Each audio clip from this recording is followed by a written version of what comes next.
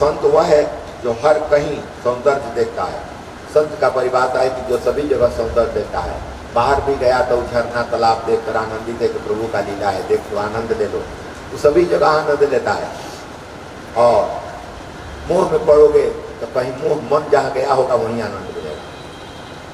तो प्रभु संत प्रकृति से ही पूरे ब्रह्मांड से मोह करने लगते हैं, तो जहाँ जाते हैं वहीं उनको आनंद मिलने लगता है। किंतु उसमें मन को रमने नहीं देता। संत सौंदर्य देखता है लेकिन उसमें मन को रमने नहीं देता है। त्रैलोक्य का राज मिलने पर भी जो भगवान को न भूले वही व्यक्ति सच्चा संत है।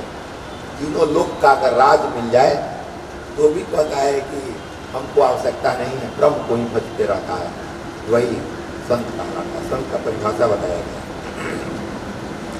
जब तक सांसारिक विषय प्रिय लगते हैं तब तक तुम वैष्णव नहीं हो बन सकते और मुक्ति के लिए पात्र भी नहीं हो।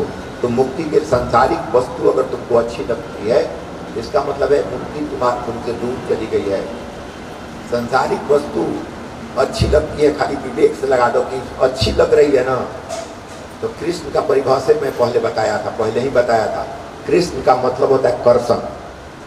कृष्ण का मतलब होता है कर्षण। कर्षण का मतलब आकर्षण। आकर्षण मतलब जो प्रिय लगे, खींचे हमको। तो कोई भी वस्तु अगर खींच रही है हमको तो समझो कि उसमें कृष्ण है। आकर्षण है तो कृष्ण नहीं है। तो कोई भी वस्तु अगर खींच रही है तो समझो कि कृष्ण वहाँ है। राम का भी परिभाषा यही मैं बताया था। र मतलब परमात्मा होता है, आम का मतलब जो सभी जगह उपलब्ध हो। राम जहाँ सभी जगह उपलब्ध है वो राम है। जहाँ आकर्षण है वहाँ कृष्ण है। तो सभी वस्तुओं में आकर्षण है, कोई भी वस्तु बेकार नहीं है। सुखदेव जी की चर्चा हुई थी, जनक जी मांगे थे कि बेकार की वस्तु हमको दे। तो जो भी उठा रहे हैं उसमें से आवाज आ रही है कि मेरी आवश्यकता है, यानी कि सब सुंदर है। तब तक संसारिक विषय प्रिय लगते हैं तब तक तुम वैष्णव नहीं हो और मुक्ति के लिए पात्र भी नहीं हो। मार्ग दो है, दो मार्ग है, एक त्याग का और एक समर्पण का। दो मार्ग आपके समक्ष रखा गया है। एक मार्ग है त्याग का, एक मार्ग है समर्पण का। समर्पण, जो त्याग कर सके वो समर्पण करे, जो त्याग कर सके वो समर्पण करे। कोई त्यागोगे तो आनंद आता है, किसी को भोजन कराने से आनंद आता है। खाने से उतना आनंद नहीं आता है, जब किसी को भोजन कराते हो वो आनंद आता है। क्यों? पैसा लग रहा है, भगवान के भोग लगाते हो, खुशी हो जाती है, अंदर से सुख मिलता है। भगवान के पूजन करते हो, सुख मिलता है। लोगों को भोजन करवाते सुख मिलता है। इसका मतलब है कि अंदर वाला कहता है कि बड़ी अच्छा काम कर रहा है ना। अंदर वाला जो है ना वो अच्छा काम करता है तो तुमको थोड़ा सा एक झांकी आनंद का दे देता है ना। जरा सोचो, पैसा जब लगता है तो दुखी होना चाहिए। लोगों को खिलाने में तो धन बर्बाद होता है, तो धन बर्बाद होता है तो दुखी होना चाहिए ना भैया। तो आनंद क्यों आने लगा? यानी कि अंदर वाला कह रहा है, इशारा कर रहा है कि बहुत अच्छा काम है, तो वो अपना दौलत जो है तुम्हारे मन मस्तिष्क पर डाल देता है। अच्छा काम है तो आनंद आने लगता है ना। उससे पकड़ो, वो आनंद वही है, वो चाहेगा तभी मिलेगा। इसलिए तो धन बर्बाद होने पर रोता है आदमी ना। तो ये परिवार देख लोगे, भगवान तुम जाते हो मंदिर में और देख लो भगवान के दर्शन के लिए तुम जाते हो मंदिर में, तो दर्शन करते हो, दर्शन करने के बाद जब नमन करते हो तो आंखें तुम्हारी बंद हो जाती है। जब भी भगवान के पास जाते मंदिर, भगवान तो सामने है मूर्ति, तो ऐसे परिणाम कोई नहीं करता है, आंखें बंद करके करता है। यानी कि अंदर वाला कहता है कि बाहर का देख रहा है, अंदर है, देख वो कह रहा है, अंदर वाला इशारा कर रहा है। जब मंदिर में जाता है और मूर्ति देखता है, मूर्ति के सामने जो हाथ जोड़ता है, आंखें बंद हो जाती हैं, सर झुक जाती है। काहे? अगर सामने है तो आंखें खोल के प्रणाम करना चाहिए। यानी कि आंखें बंद हो रही है, मतलब अंदर वाला इशारा कर रहा है, अरे उधर नहीं इधर है ना। तो आंखें बंद करके वो देखना चाहता है। एकदम विवेक से काम लो। ये आंखें क्यों बंद हो जा रही हैं? यानी कि वो अंदर वाला इशारा कर रहा है, अपने आंखों को इशारा करता है, बंद कर, मैं अंदर हुई, बाहर देखने में लगा है ना। आनंद ही आनंद देगा, हर एक चीज में आनंद लो। अंश अंशी में मिलने का ही सुख और शांति पा सकता है, मिलने पर ही। अंश जो है अंशी में जहाँ से निकला है वहाँ मिलने पर ही शांति प्राप्त कर सकता है। जब से जीव परमात्मा से अलग हुआ है दुखी हो रहा है। जब जीव परमात्मा से अलग हुआ है तभी दुखी हो रहा है। निर्भय होना तो परमात्मा के शरण में ही है। जो बरियार अगर कोई पहलवान अगर हो और कोई डर वाला जगह तुम जा रहे हो तो उस पहलवान का तुम हाथ पकड़ लेते हो ना।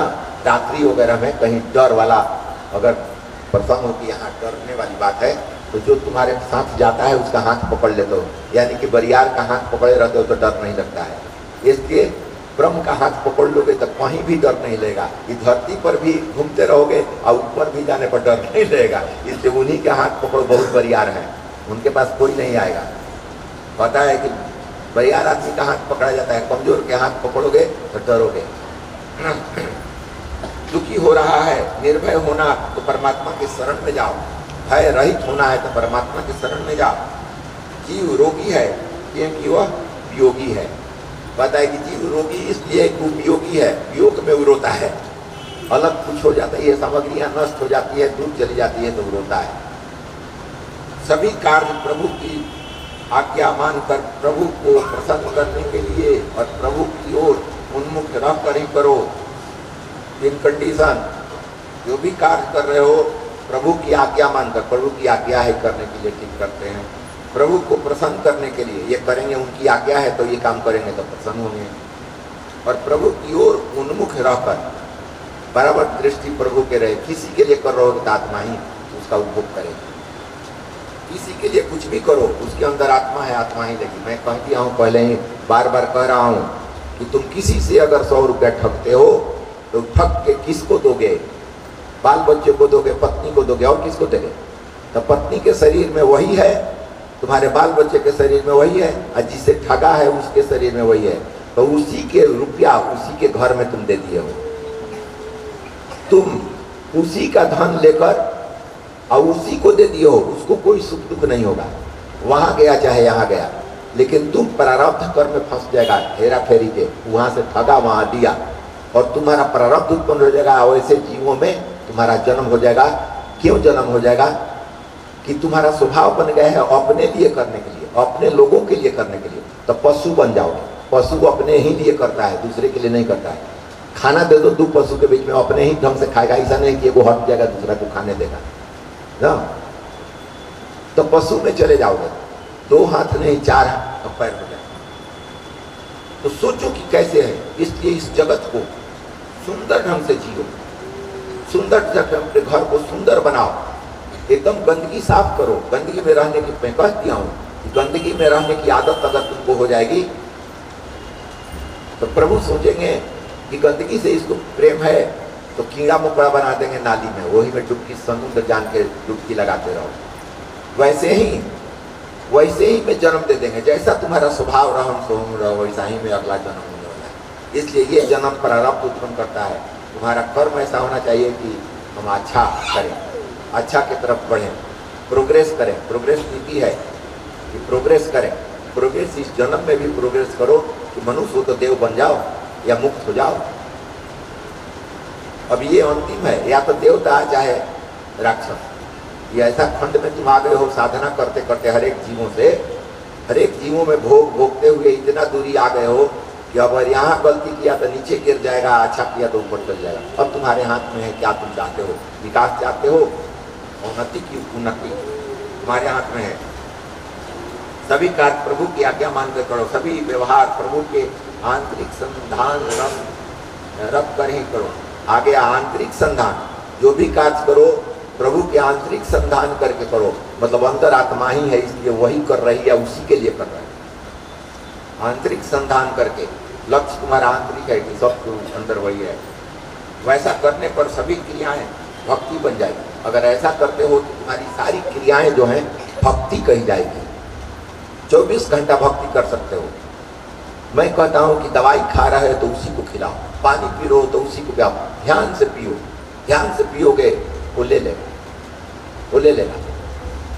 इसलिए प्रक्रिया बगैर ध्यान के कुछ भी नहीं होता। ध्यान तुमको करना ही पड़ेगा, चाहे जैसे करो। जैसे मैंने कहा कि हर कीर्तन कर रहे हो तो हर कीर्तन रोज 5 मिनट करो एकांत में। सामूहिक कीर्तन करोगे तो उन लोगों के आवाज के अनुसार तुमको चलना पड़ेगा। एकांत में 5 मिनट करोगे, धीरे धीरे करो। हर एक अक्षर को स्मरण रहे। राम कह रहे हैं तो राम की छवि लग के दिखाई दे या राम लिखा हुआ दिखाई दे ना। कृष्ण कह रहे हैं तो कृष्ण की छवि दिखाई दे या कृष्ण लिखा हुआ शब्द दिखाई दे तब आगे बढ़े। हर बोल रहे हैं तो हरे शिव दिखाई दे चाहे हर लिखा हुआ दिखाई दे, तो ध्यान भी होते रहेगा, मुंह को भी काम करेगा, तो इसमें रस टपकेगा। और नहीं तो हरे राम क्या हरे राम, भगवान कहेंगे कि दूसरे किसी हरे नाम है उसको बुला रहा है ना। और जब दृष्टि डालोगे उस पर तो कहेंगे कि हमको बुला रहा है ना, अजामिल वाली बात हो जाएगी। वो आ जाएंगे, दोनों लड़ने लगेंगे, तो भगवान का तो पार्षद पहुंच गया था इसलिए चला गया, अगर भगवान का पार्षद नहीं पहुंचता तो जब धोखे में जाना पड़ता ना। इसलिए कोई भी काम करो, कोई भी काम करो, देखो ना तुम अगर झाड़ू दे रहे हो तो गंदगी ये झाड़ू को देखते रहो, नहीं ध्यान है। तुम खाना बना रहे हो तो केवल खाने पर ध्यान करो ना, खाना बना रहे हैं बस यही बना रहे हैं।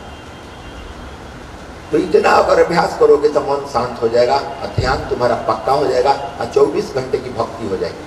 फिर तुम्हारा मन भटकेगा ही नहीं, पास्ट और फ्यूचर में जाएगा नहीं, आदत हो जाएगी उसको प्रेजेंट में रहने की।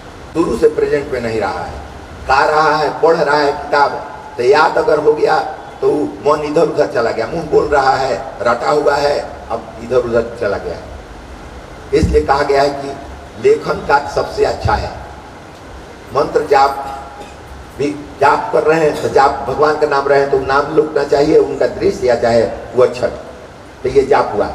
100 माला करने की जरूरत नहीं, 1 माला ही करना, एक ही बार नाम लेना, लेकिन ध्यान से ले। तो अगर करते हो तो उससे ध्यान पक्का हो जाएगा, और ध्यान जैसे पक्का हो जाएगा तो आत्मा के नजदीक उसको रहने का स्वभाव, क्योंकि प्रेजेंट में आत्मा है, आत्मा ही मन बराबर फास्ट फ्यूचर में जाता है। तो पास्ट फ्यूचर को हटाने के लिए लेखन पद्धति कहा गया है, राम राम लिखो। तो राम राम बोलोगे तो मन नहीं हो जाएगा, लेकिन लिख लोगे तो लाइन सीधा होना चाहिए और अक्षर सीधा होना चाहिए, तो मन वही देखते रहेगा। तो ये रहेगा कि रा लिखे तो इन्हें उन्हें लाइन मत हो जाए, और लिखते रहोगे देखते रहोगे, दोनों काम करोगे। इसलिए कहा जाता है कि लेखन वाला ज़्यादा है, क्योंकि जाप में भी मंत्र याद हो जाएगा तो मन इन्हें भागते रहता है ना, लेकिन लेखन में नहीं भाग सकता है, क्योंकि वो देखेगा तभी लिखा, लाइन सीधा है कि नहीं, अक्षर दोनों मिल रहा है कि नहीं, तो वो जाए। इसलिए अच्छा माना गया है लेखन।